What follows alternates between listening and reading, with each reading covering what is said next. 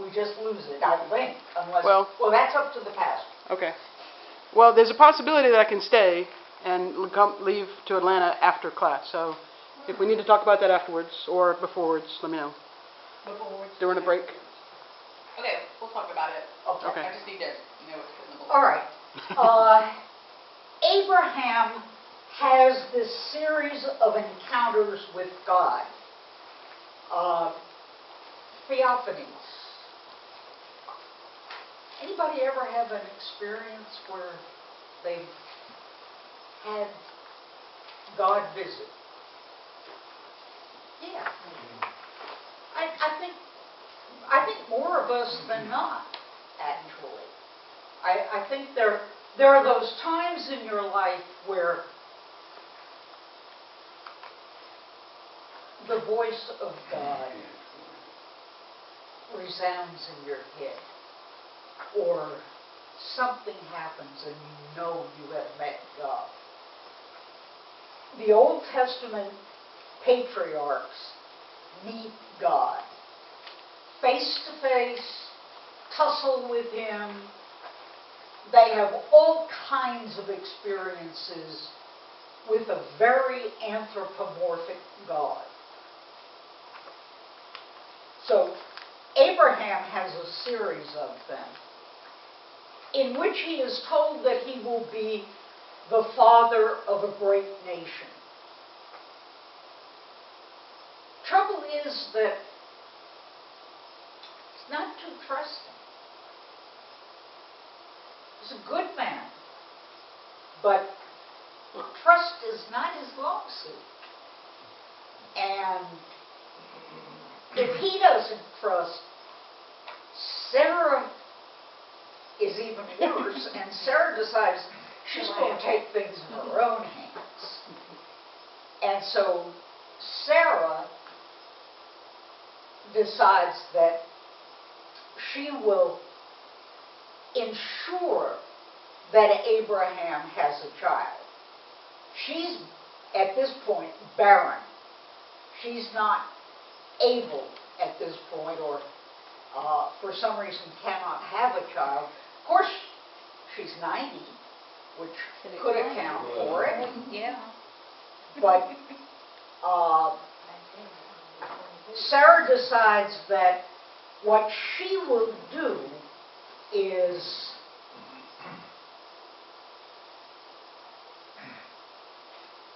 let her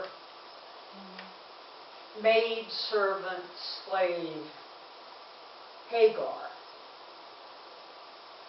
act as a surrogate. Okay? And she and Abraham have a child. They call him Ishmael.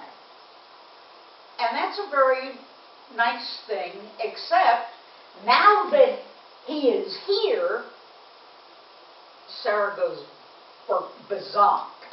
She goes crazy, and she decides, wait a minute, I don't like this at all. And then she realizes that if Ishmael is the elder son, he gets twice what any child of hers will get. And after she becomes pregnant, then it really gets problematic. Because the older son gets an awful lot more than her son. I call these women conniving mothers. Okay? Conniving mothers. Marge, it doesn't make a difference that Ishmael was a child of a slave and not his legal wife? He's Abraham's child. So it's not like in modern day where in that situation a legitimate child would have... No, Because women didn't matter anyway. No, it really didn't matter. Yeah, She has, neither of the women have any status. Neither of the women mother was. have The status. oldest child. But the oldest child, because he is the father's child, he has everything coming to him that he should. After lineage versus matrilineage. Yeah. Well, Yeah. even in a lot of societies that have a patriarchal lineage, it still matters whether the wife is if she's either the wife in societies that only allow monogamous marriage, or if she's the chief wife or the head wife. But Yeah. that didn't matter in that time and day. No, it really didn't, because later on you will see Jacob has 11 sons by 4 women. And it's like, okay, 2 of them are servants, maids, slaves, whatever, and 2 of them are wives, and lo and behold, all of them are Jacob's sons. And we'll run into some of the same problems of primogeniture, the oldest son. But there we run into an even more interesting thing called ultimogeniture, which is, kind of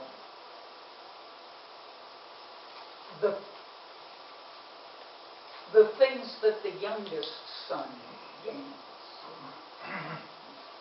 Because, okay, semi-nomadic society, they don't own the land.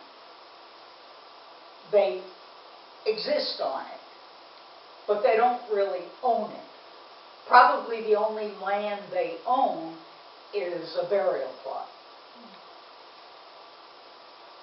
But because the world is not very populated at that time, and there were clusters of city-states here and there was an awful lot of land that people just lived on. And the sons, and the main reason for having a lot of sons was you could send them off to claim other pieces of land. Meanwhile, Mom and Dad homestead their plot of land, and usually it has to keep growing because they don't have good farming practices, and they're keeping a lot of sheep, and if you have ever read about sheep, they eat everything in sight. Yeah. So they have to keep spreading out, and spreading out, and spreading out, and the sons spread out, and their grandsons spread out, and so they take over more and more land. But then you've got the homestead. So who takes care of the homestead? Hello, ultimogeniture. The last kid gets stuck with the homestead. And you will see, as these stories progress, some of each. Primogeniture and ultimo. Anyway, Sarah convinces Abraham to throw Hagar out twice. Throws her out once. God says, we aren't going to do this. She comes home, has Ishmael. Sarah convinces him. Out she goes the second time. And this time, they darn near starve. They are dying of hunger and thirst. They cannot live. And finally, Hagar puts Ishmael under a bush and turns her back because she does not want to see her son die. And God steps into the picture and says, here's what. And then he tells her that Ishmael also will be the father of the great nation. And of course, you know who claims Ishmael, right? Is it up there? All the Arab people, the whole Arab world claims Ishmael as their ancestor. And Abraham is Ibrahim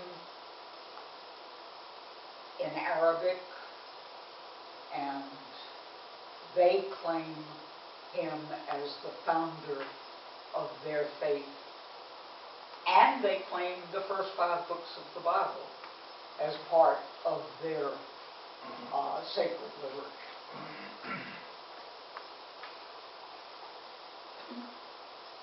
What must it have felt like for Hagar?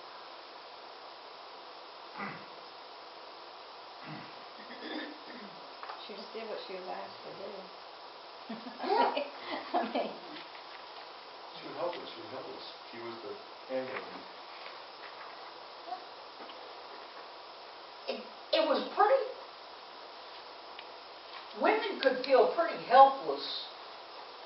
They were, owned is a bad word, but they were like your cattle. They didn't have any standing. And, you know, and here is one who is even lower in the pecking order than the wife. And of course, the African American community grabbed onto this story because it resounded for them. How many little kids were born to the owner? Same circumstances. Yep. In very similar circumstances. And their kid got nothing, while the kid in the big house got it all. And this story just has a life of its own in the African American community. It is so owned by them. And almost all of them can trace an ancestor back. Almost all. I don't know if you've ever watched the genealogy show on public broadcasting with the professor from Harvard. yeah. Oh, great show. Great show. But whenever there's an African American actor or political figure that he's tracing, almost all of them have this story in their lineage somewhere. Anyway, to go on.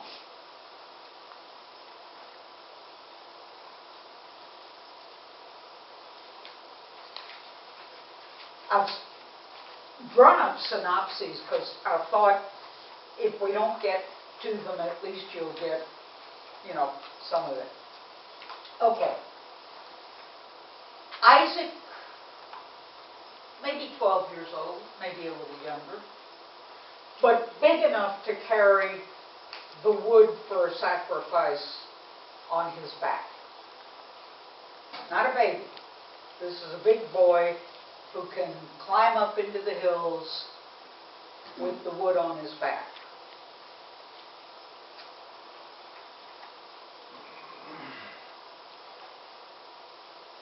Hard for us to realize that at some point in the world there was infanticide by sacrifice. In Mexico, there was female sacrifice.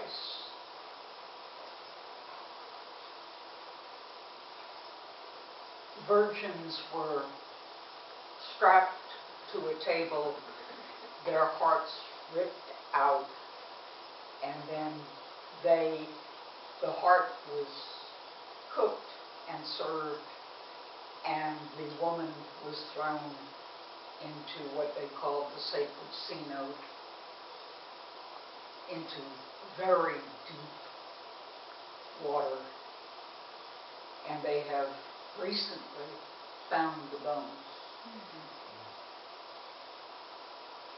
Sacrifice of human beings wasn't such, that was up until 800, 900 years ago. That's among primitive people. You propitiated your gods. You gave them what you thought would keep them from harming you. Gods didn't have a real good press among primitive people. That's the difference between the Judeo-Christian Islamic God. It really is. That's the difference. God took on a whole different character in those three religions. Not entirely, but no. Okay, Abraham and Isaac. Abraham, let's open Bibles to Genesis 22. And will somebody open theirs to Hebrews?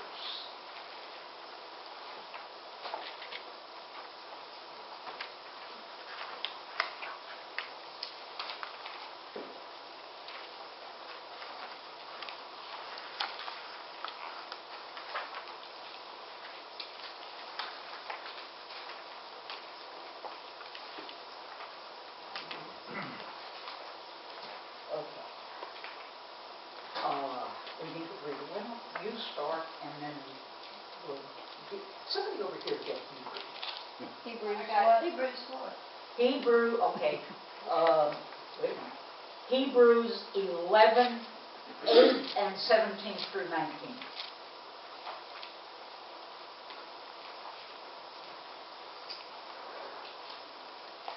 No, 8 through 19.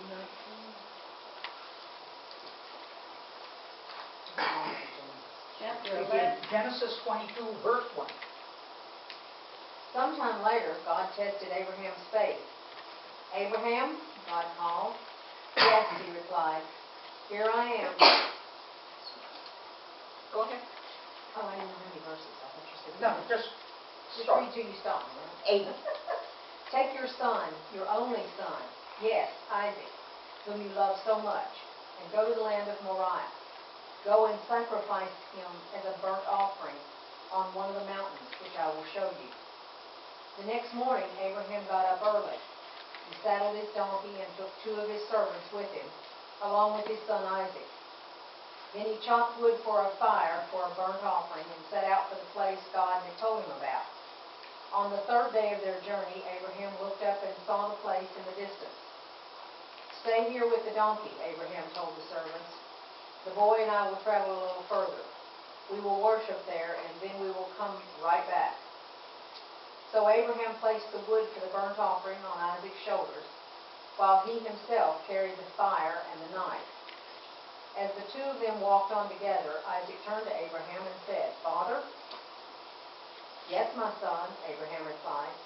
We have the fire and the wood, the boy said, but where's the sheep for the burnt offering? God will provide a sheep for the burnt offering, my son, Abraham answered. And they both walked on together. Okay. John, pick up 9. The 2 of them walked on, and when they reached that place that God had told him about, Abraham built an altar and placed the wood on it. Next, he tied up his son and put him on the wood. He then took the knife and got ready to kill his son. The Lord's angel shouted from heaven, Abraham, Abraham. Here I am, he answered. Don't hurt the boy or harm him in any way, the angel said. Now that I know you truly obey God, because you were willing to offer him your only son. Keep going. Abraham looked up and saw a ram caught by its horns in the bushes. So he took the ram and sacrificed it instead of his son. Abraham named that place, "The Lord will provide." And even now, people say, "On the mountain of the Lord, it will be provided." Okay. I always mix them up. Will one of you read? You definitely know this. I've pastored these two for God knows how many years. We answer to each other's names. Yeah. 15. The angel of the Lord called to Abraham a second time from heaven and said, "By myself I have sworn, says the Lord, because you have done this and have not withheld your son, your only son, I will indeed bless you, and I will make your offspring as numerous as the stars of heaven, and numerous as the stars of heaven, and as the sand that is on the seashore. And your offsprings shall possess the gate of their enemies, and by your offspring shall all the nations of the earth gain blessings for themselves, because you have obeyed my voice." Okay.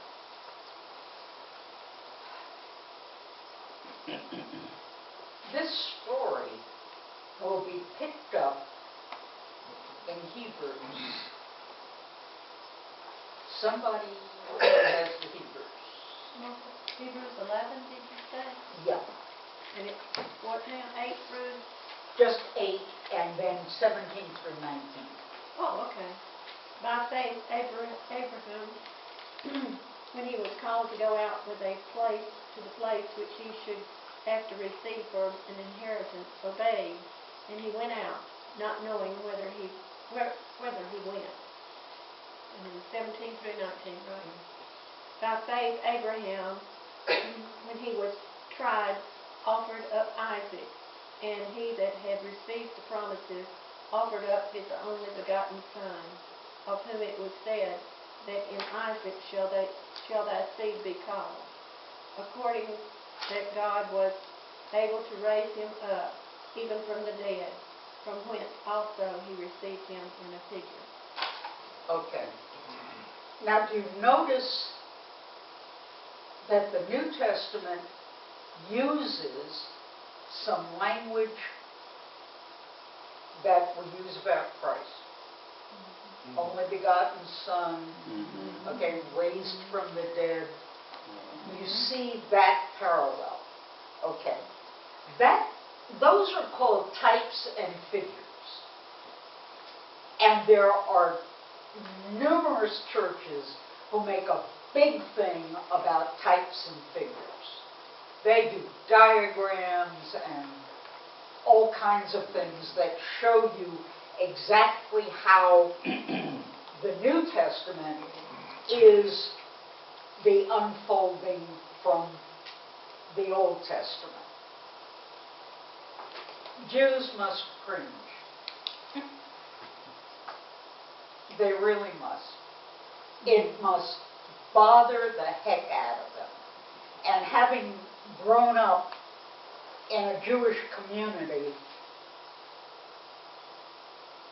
I am very sensitive to that community's use of Scripture. I spent my teen years among Jewish folk. And I have to tell you that they do not like it when we grab their Scripture and apply it to us. This is their story, and they're entitled to it. The types and figures. I'm going to say something that may sound almost blasphemous, but it's me. I believe that the Christian writers may have told the stories about Jesus to fit the Old Testament stories. they had the Old Testament stories, and they took those same stories and did midrash. They modernized it. They brought it up to date in their own faith and made the stories fit. Now, you don't have to believe that if you don't want, but that's where I am. I really believe that the writers of Christian scripture wrote kerygma.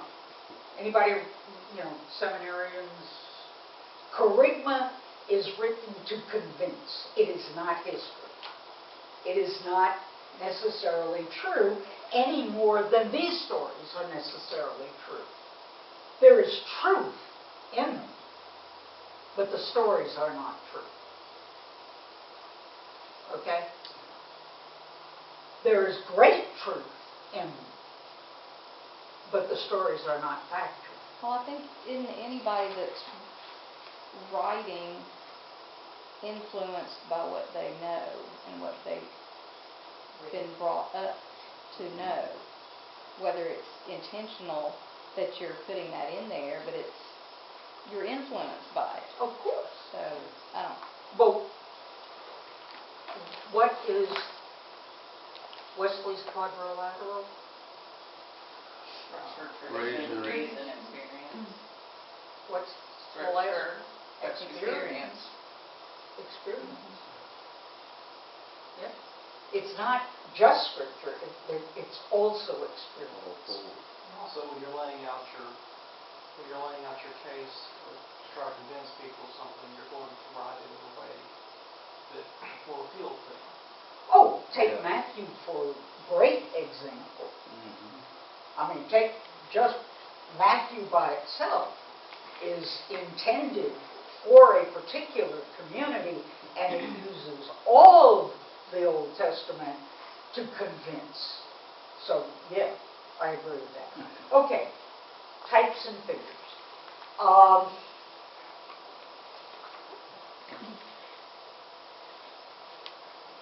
We're going to change